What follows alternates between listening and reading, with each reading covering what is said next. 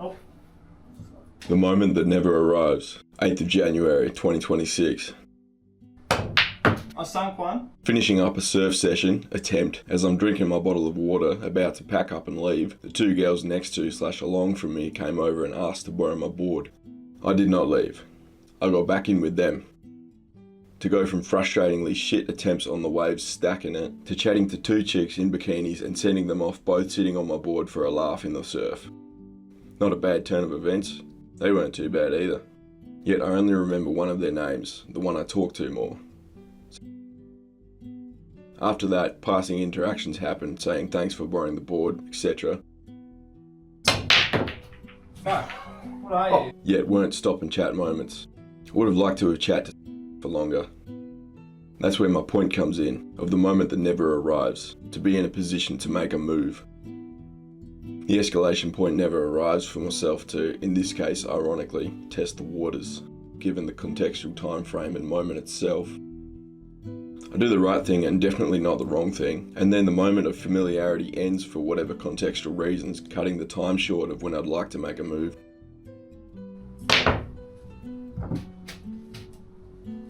Yeah, funny.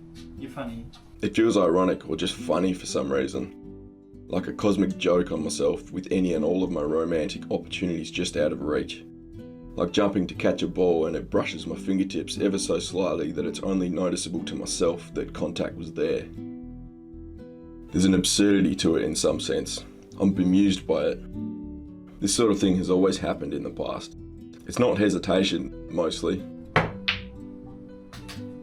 It's just not right, for me anyways, to shoot any shots before the windows of actual opportunity open. To which the cosmic joke played on me is that they basically never come. It's like the next page or chapter that just never gets read. Time runs out before the familiarity can turn into flirtation. If I push sooner, I'd be disrespectful or harassing, and waiting, the cosmic joke takes effect and cuts the interactions short of what's needed. The window doesn't close, it just perceivably never opens. Even if I'm right there looking through it, the blinds get pulled. It's frustratingly funny. I get that intent clarity is needed early, but contextually as to my interactions, being early equals being sleazy. It feels like I never get enough time to be able to make any moves. The cosmic joke of any opportunity for romance is always only just out of reach. On top of the cosmic joke, or because of or downstream from it, is the daydreaming, the over-optimistic idyllic vision of what could have been. If actually given the opportunity to find out if it weren't for the cosmic joke I perceive being played on myself, daydreaming of actually having someone. Why? I think that with never really getting the opportunities to find out, with also my lack of experience, of course I daydream in such a way. Not really knowing about something you want causes you to wonder, and given that you want it, you dream of it idyllically. Then there's the divide of where I'm at and where I want to be, i.e. alone to with somebody. There's a difference between being alone and lonely.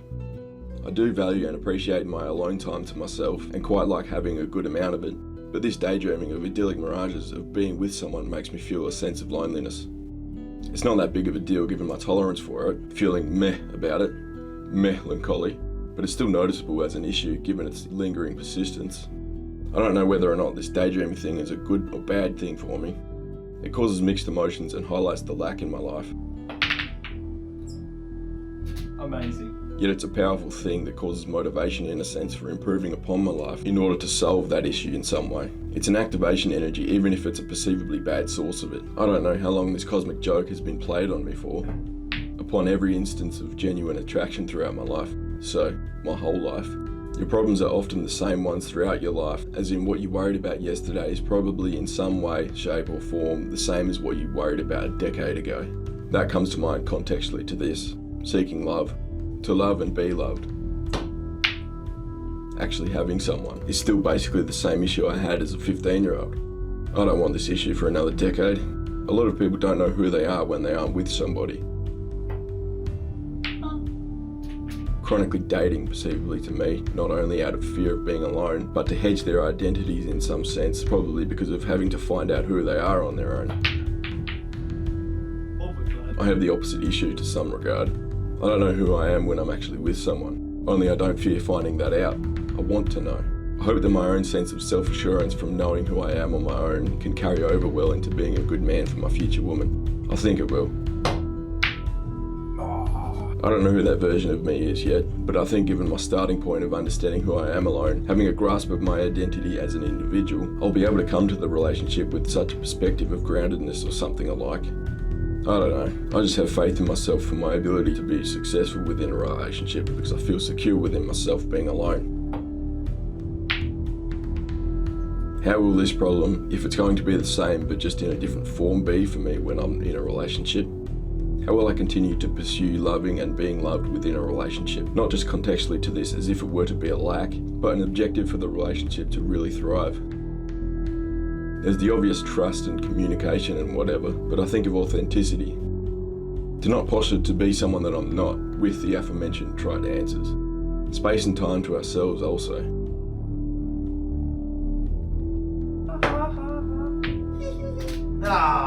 Not expecting each other to play every role of our community combined to be one individual person. I can't expect her to be my gym bro getting violent with me on the bench press, nor can she expect me to be one of the girls at a bottomless brunch on a weekend or something. All or most or a lot of the time anyways.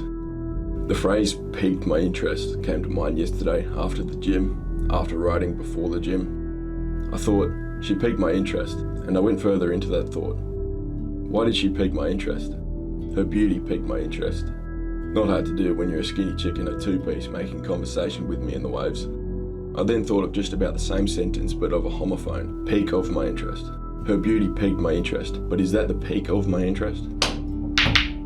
Reminds me of course, Big C Wizzy's idea of unteachable lessons that you can only really learn by tripping the landmines yourself. Contextual example being, do you love that girl or is she just hot and difficult to get?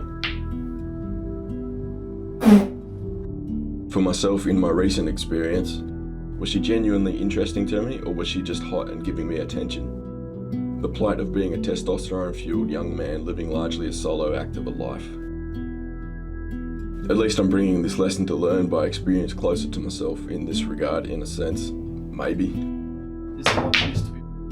Shortcutting myself to or making a beeline directly to the landmine to learn the lesson at the inflection point quicker, if that makes any sense.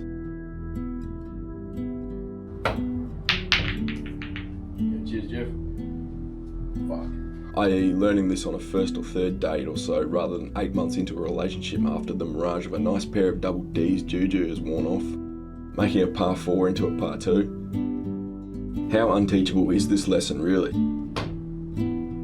Given that I'm diving into it mentally now, rather than or prior to being in the actual experience of it, everyone thinks that they can dance the minefield until they trip one and, oh.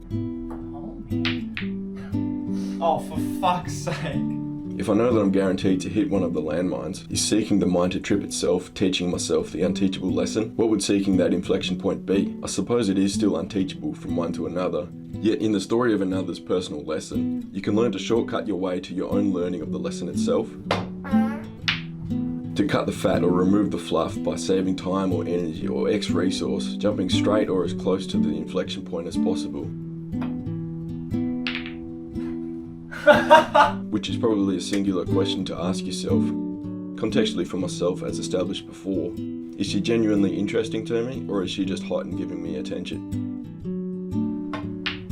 That is probably the earliest way to ask myself that question in a sense.